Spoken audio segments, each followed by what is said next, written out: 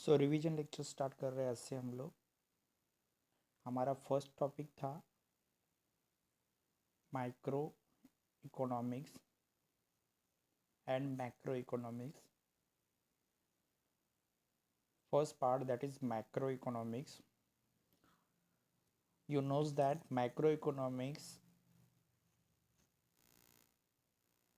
is a small part of all things. Microeconomics is dealing with the very small factors in the economy, just like demand, supply, land, labor, capital, entrepreneur.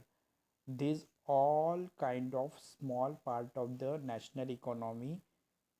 Their actions and their behavior is the part of micro economics में study और action या हम लोग behaviour की study करते हैं individual unit की, जैसे डिमांड है, सप्लाई है, लैंड है, लेबर है, कैपिटल है, इंटरप्रेनर है and all types of market है। तो हम लोग इंडिविजुअल यूनिट्स यानी एक एक यूनिट की और एक एक कंज्यूमर्स की दिमाग की स्टडी इसमें करते हैं।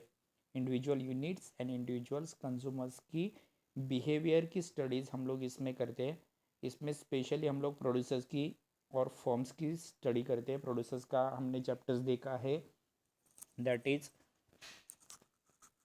Producers behaviour means supply. Supply कैसे होता है ये हमने देखा है।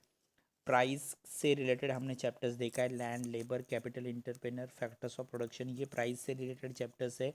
पर्टिकुलर कमोडिटीज़ के बारे में भी हमने चैप्टर्स देखा है, that is demand and factors of productions, इसके बारे में हमने स्टडी की है। ओके सो देखो आज तक कौन कौन सी इकोनॉमिक्स ने क्या क्या डेफिनेशन लिखी है मैक्रो इकोनॉमिक्स की। मॉरिस डॉब, इन्होंने लिखा है कि micro economics is a fact microscopic study of the economy. Micro economics ये माइक्रोस्कोपिक स्टडी होता है इकोनॉमी का। अभी माइक्रोस्कोप आपको मालूम है, इसमें से हम क्या देखते हैं, इसमें से हम वो बैक्टीरिया देखते हैं या वो चीज़ें देखते हैं जो हमें हमारी ओपन आइज से देखने नहीं मिलती या खुली आंखों से हम लोग देख नहीं सकते। ऐसी बहुत छोटी छोटी फैक्टर्स जैसे हम लोग माइक्रोस्कोपिक में देखते हैं, उसी तरह माइक्रो इकोनॉमिक्स की बुक में MICRO माइक्रो इकोनॉमिक्स की बुक में हम लोग ऐसे ही चीज़ें के बारे में स्टडी करते हैं जो माइक्रोस्कोपिक है। ओके माइक्रोस्कोप से हम लोग पूरे इकोनॉमी की स्टडी करते हैं, जैसे डिमांड है, सप्लाई है, लैंड है, लेबर है, कैपिटल है, इंटरप्रेनर है, मार्केट के जो टाइप्स है, oligopoly, perfect competitions, micro monopolies, monopolistic. तो ये बहुत ही छोटे छोटे फैक्टर्स जैसे हम लोग माइक्रोस्कोप में बहुत छोटे छोटे फैक्टर्स या बैक्टीरिया को देखते हैं जो हमारी आंखों से नहीं दिखते, उसी तरह हम माइक्रो इकोनॉमिक्स की बुक में भी माइक्रो इकोनॉमिक्स बुक एक माइक्रोस्कोपिक की तरह काम करती है जो हमें इकोनॉमिक्स से रिलेटेड बहुत छोटे छोटे फैक्टर्स के बारे में नॉलेज देती है, ऐसा मॉरिस डॉब का कहना है। ओके एपी लर्नर का भी सेम थिंकिंग है। एपी लर्नर ने क्या कहा है, micro economics consist a looking at economy through the microscope. Micro economics एक माइक्रोस्कोप की तरह काम करता है, हम उसको माइक्रोस्कोप की तरह इस्तेमाल करते हैं।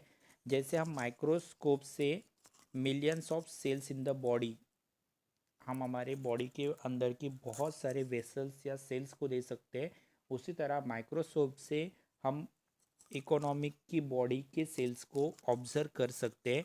इसमें हम लोग इंडिविजुअल हर एक कंज्यूमर्स, हर एक firms, individual consumers, individual firms, individual producers, उनके वर्किंग टाइप्स, ऐसे बहुत सारे ऑर्गेनिज्म यानी छोटे छोटे फैक्टर्स के बारे में स्टडी कर सकते हैं, ऐसा मानना है एपी लर्नर का।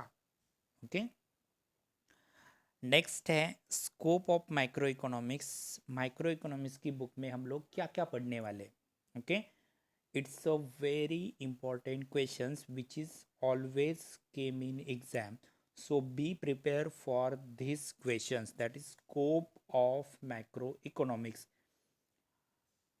It should be possible that sometimes the macroeconomics came in your exam otherwise the macroeconomics came in your exam, so it is you are thinking that sometimes what should you do.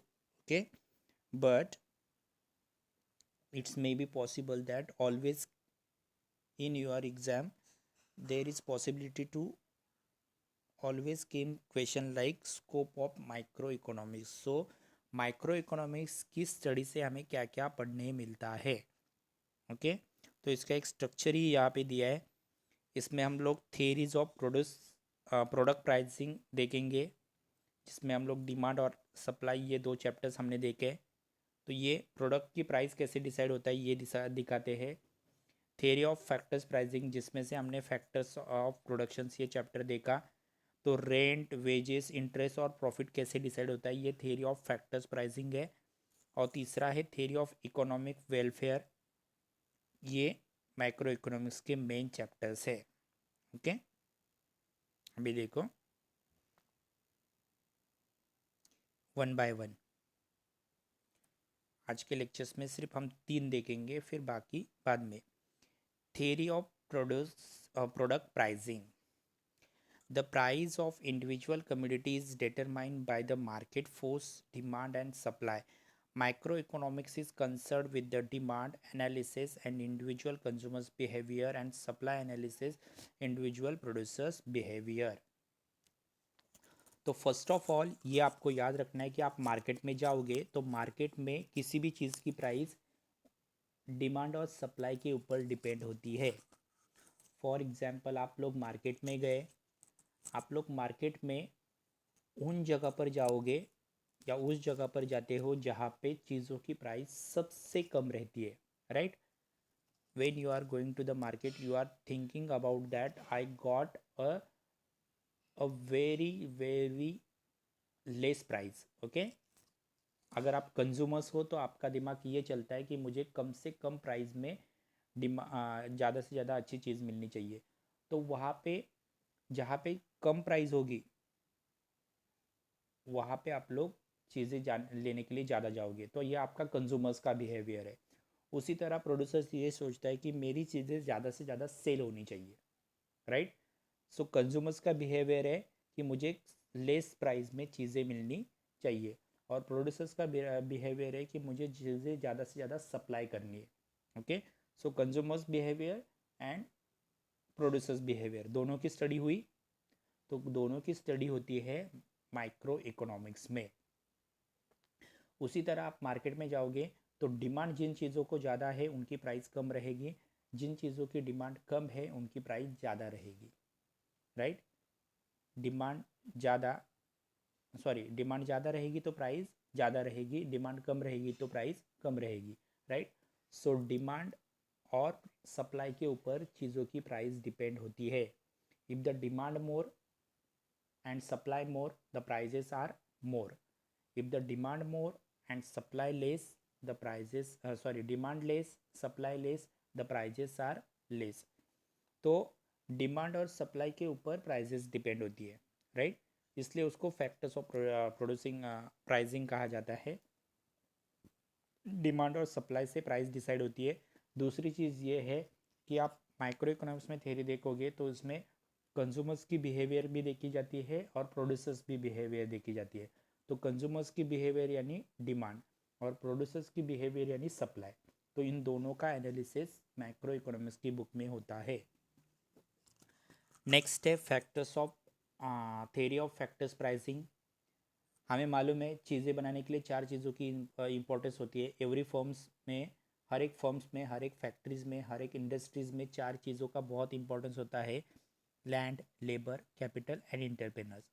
और इन चीज़ों को, इन factors of production, ये factors of production को production process में बहुत important होते हैं. तो इनको land, labour, wages and entrepreneur, इनको कुछ ना कुछ क्या मिलना चाहिए, पेमेंट मिलना चाहिए. ओके, और या उनको प्राइस मिलना चाहिए. तो उनकी प्राइस कैसे डिसाइड होती है? लैंड को मिलता है रेंट, लेबर को मिलते हैं वेजेस, कैपिटल को मिलता है इंटरेस्ट एंड इंटरप्रेनर को मिलता है प्रॉफिट. आप लैंड लोगे तो आपको रेंट देना पड़ेगा. आप लेबर खरीद रहे हो तो आपको उनको पगार देनी पड़ेगी, वेजेस देने पड़ेंगे. अगर आप कैपिटल यानी बैंक से लोन ले रहे हो तो आपको उसका इंटरेस्ट पे करना पड़ेगा। एंड इंटरप्रेनर, अगर आप कंपनी के मालिक हो तो आप लास्ट में सोचोगे प्रॉफिट के बारे में। ओके, तो फर्स्ट है माइक्रो इकोनॉमिक्स की सारी थेरीज। प्रोडक्ट प्राइसिंग है। प्रोडक्ट प्राइसिंग यानी वहाँ पे चीज़ों की प्राइस डिसाइड होती है डिमांड और सप्लाई से, ये माना गया है। इसमें कॉमन कंज्यूमर्स का बिहेवियर दिखाया है। जैसे डिमांड, कंज्यूमर्स ज़्यादा से ज़्यादा चीज़ों की डिमांड करता है। उसी तरह वो लोगों ने सप्लाई, प्रोड्यूसर्स की भी बिहेवियर दिखाई है। प्रोड्यूसर्स ज़्यादा से ज़्यादा चीज़ें सप्लाई करना चाहता है, राइट। तो कंज्यूमर्स की जो बिहेवियर है दैट इज़ डिमांड एनालिसिस, और प्रोड्यूसर्स की जो बिहेवियर है that is supply analysis. Okay, दूसरा है फैक्टर्स ऑफ प्राइसिंग। चार फैक्टर्स किसी भी प्रोडक्शन प्रोसेस में इस्तेमाल होते हैं, उनको हम फैक्टर्स ऑफ प्रोडक्शन कहते हैं, जैसे लैंड, लेबर, कैपिटल, इंटरप्रेनर। और इन सबको कुछ ना कुछ प्राइस देनी पड़ती है। लैंड को देना पड़ता है रेंट, लेबर को देने पड़ते हैं वेजेस, कैपिटल को देना पड़ता है इंटरेस्ट, इंटरप्रेनर को देना पड़ता है profit. That is theory of factors pricing. तीसरी चीज़ बोली है थ्योरी ऑफ इकोनॉमिक वेलफेयर, जिसमें से आपने यूटिलिटी ये चैप्टर्स देखा है। तो यूटिलिटी चैप्टर्स में आपको क्या दिखाया है कि हर एक कंज्यूमर्स को मैक्सिमम सेटिस्फेक्शन मिलना चाहिए जो चीज़ें अवेलेबल है उनसे।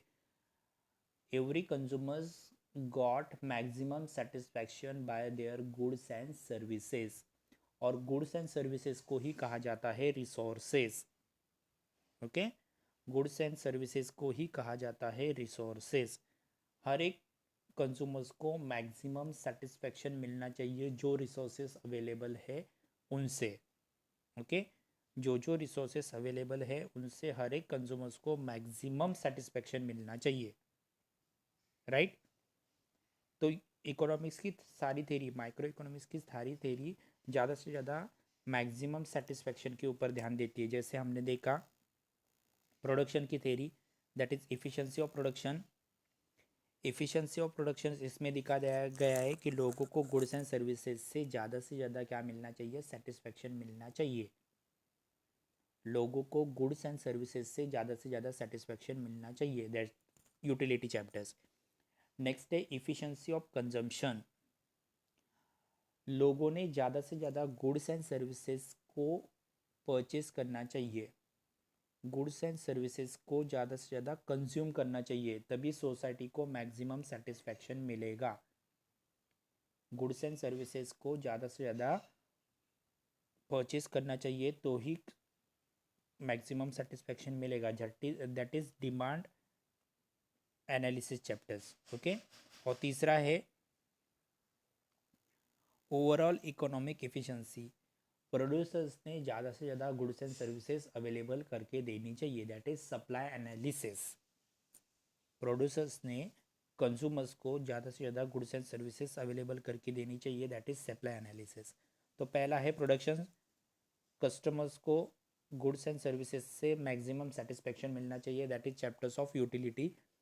इफ़िशियंसी ऑफ कंजम्पशन, कस्टमर्स को गुड्स एंड सर्विसेज से मैक्सिमम सेटिस्फेक्शन मिलने के लिए उसने वो परचेस करना चाहिए, that is demand analysis. And तीसरा है ओवरऑल इकोनॉमिक एफिशिएंसी, मतलब प्रोड्यूसर्स ने गुड्स एंड ये चीज़ सर्विसेज ज़्यादा से ज़्यादा अवेलेबल करके देनी चाहिए, दैट इज सप्लाई एनालिसिस। तो आज के पार्ट में हमने रिविजन्स लिया है। अगर फिर भी कुछ डाउट है तो आप लोग कभी भी पूछ सकते हो। Okay, thank you.